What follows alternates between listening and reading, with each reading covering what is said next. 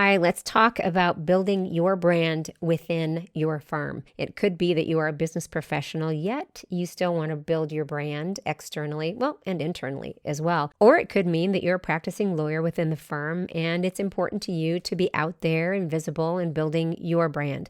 Are those consistent? Is that hard to do within law firms? And I was a part of a great discussion today on Ari Kaplan's virtual lunch. If you don't know Ari, you should. And I've said that before, and I'll say it again. But I think where we need to start with this whole discussion is to say, what is the firm's brand? What has the firm decided it wants to be known for? And what is the personality of the firm? How does it deliver the message and the services, meaning what lawyers do for clients? How does it deliver those? What is the personality of all of that? What is the culture that they want everybody to see internally and externally? And then I think we need to take a look at, are my efforts consistent with that? If for some reason my firm is really conservative or if your firm is really conservative and they're very measured in what they do because that speaks to their clients, they want to be known for being the voice of reason, not flying off the handle, not being too out there, and just being very smart and measured. Not that people that are not smart, not my message at all. But then you want to build your personal brand and you are way out there and your personality is, if that was 10 miles an hour,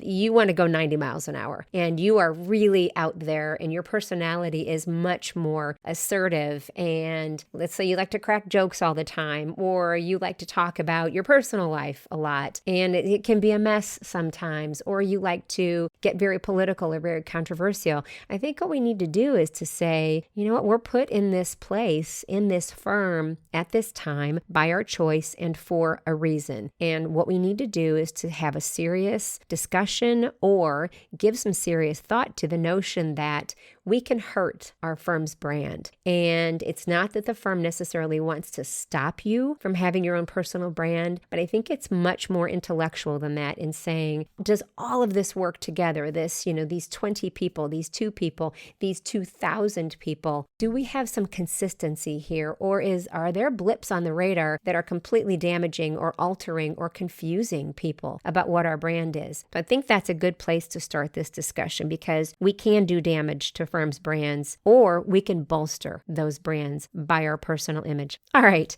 I'm Nancy Myrland with Myrland Marketing and Social Media. Either comment or just email me if you'd like. I'm at nancy@myrlandmarketing.com, and that's MYRLAND marketing.com. All right, enjoy the rest of your day. Take care.